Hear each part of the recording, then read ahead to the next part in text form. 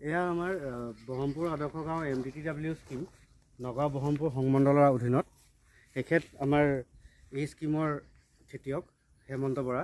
নমস্কাৰ। আপুনি এইটো স্কিমৰ পৰা কিদৰে উপকৃত হৈছে ক'ব পাৰিবনে? এই স্কিমটোৰ পৰা পোৱাৰ পিছত বহুত উপকৃত হৈছোঁ। আগত আমি বছৰত এটা খেতি কৰোঁ, শালি খেতি। এতিয়া আমি বছৰত বড়ো ছিজনতো দুবাৰকৈ খেতি কৰিব পৰা হৈছোঁ, ধান খেতি। হয়।